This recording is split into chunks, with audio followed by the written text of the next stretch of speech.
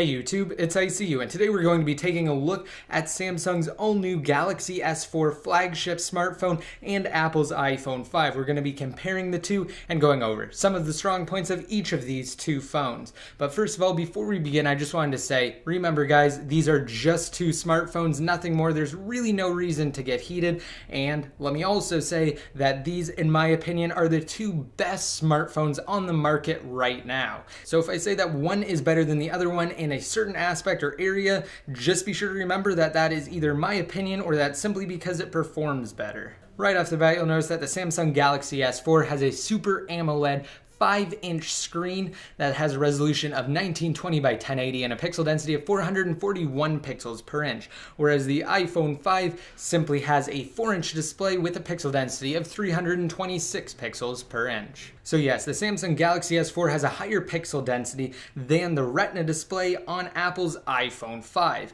Now really quick, for those of you who don't know, a Retina display is a term coined by Apple that simply means, in theory, the display has more pixels per inch than the human eye can process when used at an average distance. So text looks incredibly crisp on the iPhone 5 and you won't be able to see any pixelation. With that said though, there are obviously devices that have a higher pixel density than the iPhone 5, one of them being the Samsung Galaxy S4, and let me just say that its display is absolutely incredible. Now before we get into some comparison photos, let me go ahead and just show you guys that the brightness on both of these devices is approximately the same. It's a little less than half. So as you can see, we have the brightness slider here on the iPhone 5 and on the Galaxy S4. So I got it as close as I possibly could.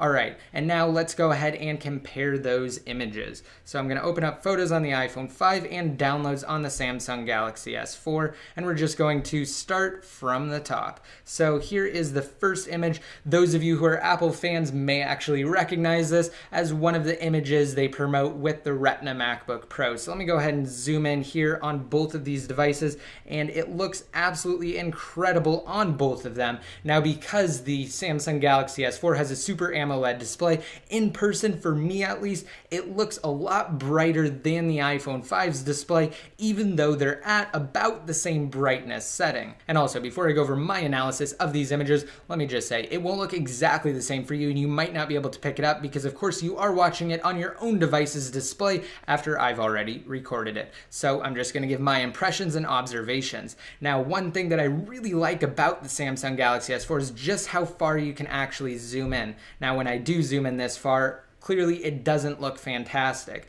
but that's not the point. On the iPhone 5, you can only zoom in so far, so that's about as far as I can go. Let me go ahead and bring it to about the same on the Samsung Galaxy S4, and right off the bat, colors do look more vivid on the Galaxy S4's Super AMOLED display than on the iPhone 5's Retina display. Alright, let's go ahead and go to our next image. And same thing goes for this one. It is more vivid on the Samsung Galaxy S4, however, either one looks great. They're just different. So on the iPhone 5, most people would say that it looks more realistic because on the S4, colors really pop off the display. And again, I'm not really going to repeat myself too much here, but on display types similar to the one found on the S4, blacks are supposed to look deeper, but for some reason they definitely appear better on the iPhone 5 in this image. And actually, just looking at the display on my camera right here, it appears that the S4 looks slightly more washed out even though they're at the same brightness, and let me just say, it doesn't look that way in person. Alright, next we're going to take a look at the images captured on both of these devices. So taking a look at this first image, which was captured with the S4's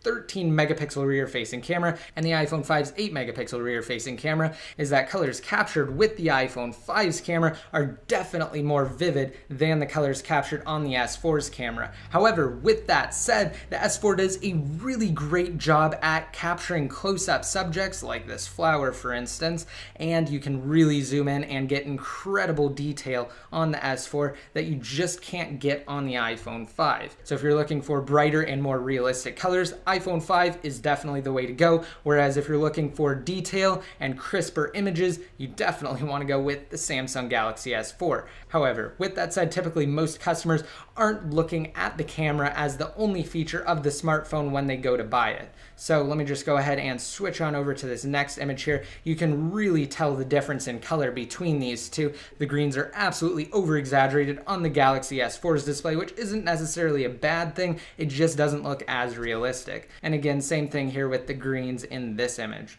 All right, let me just go ahead and go over to the last one. And this is actually a really strong point for the iPhone 5's camera. I took these pictures side by side. I mean, I held the iPhone 5 directly on top of the Galaxy S4 when I was taking these pictures. So what you'll really notice here is that the S4 doesn't really do a great job when you have a lot of light or a lot of exposure in the image, whereas the iPhone 5 can definitely handle it better. It looks extremely washed out on the S4, whereas it only looks slightly washed out on the iPhone 5. So that's really where the iPhone 5's camera pulls ahead of the S4's. But again, you do get that great detail on the S4, and you're able to just zoom in on every single point of the image.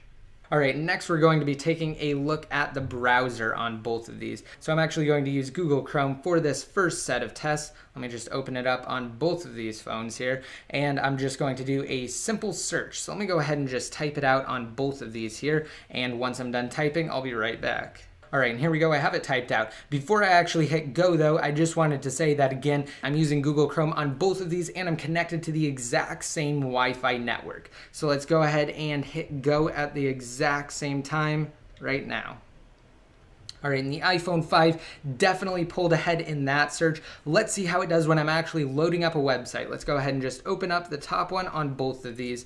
And as you can see, the iPhone 5 did finish first loading the mobile version of this site. So let's go ahead and scroll down to the very bottom, and we're going to go ahead and switch to the regular desktop theme.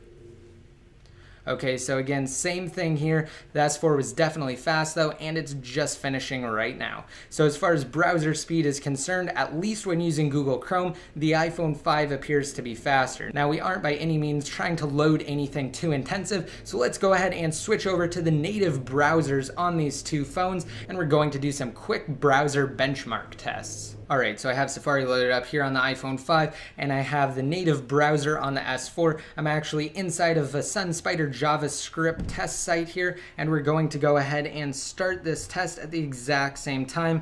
And I'm just going to do that by simply holding down on Start Now, and then we're going to tap Open at the exact same time. So let's go ahead and do that now.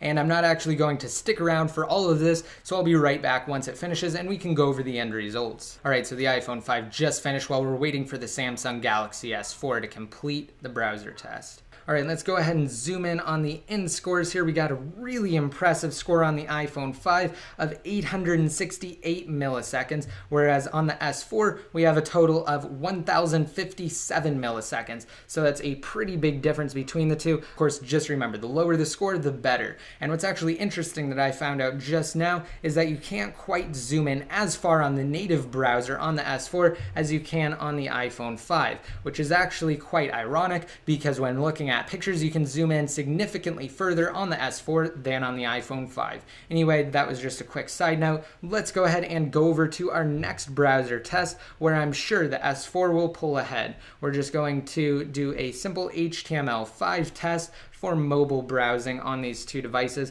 Let's go ahead and just open up the top site there. I accidentally switched over to the other tab on the S4, but let's go ahead and go to the top site right now.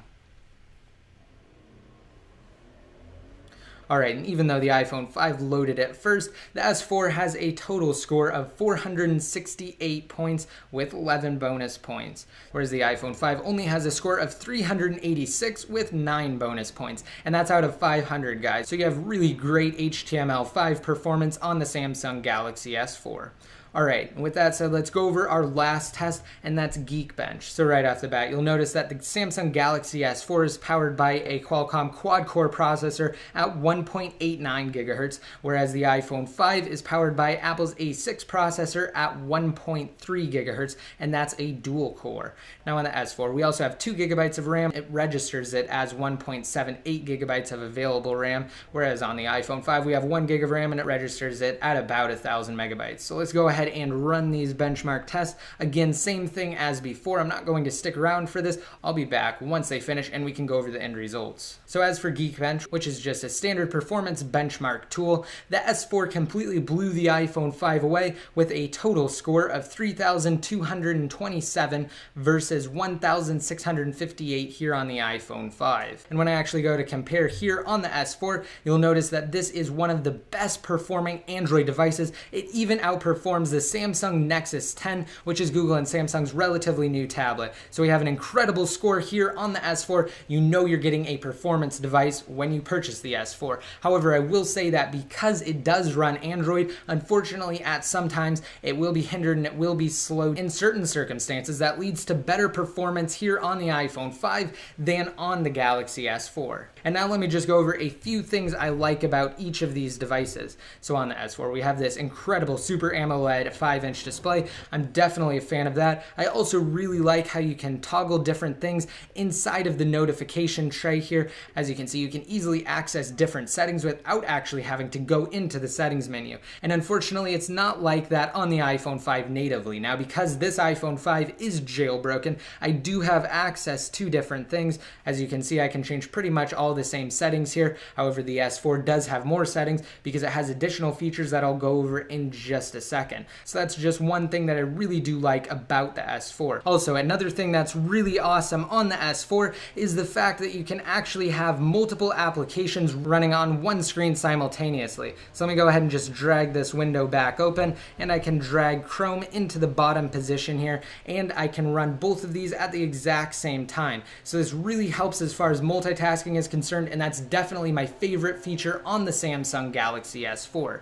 Now on the iPhone 5, in my opinion, you simply can't beat Apple's incredible cross-platform ecosystem. They've done an amazing job with iTunes getting all of your content across all of your devices. iCloud is also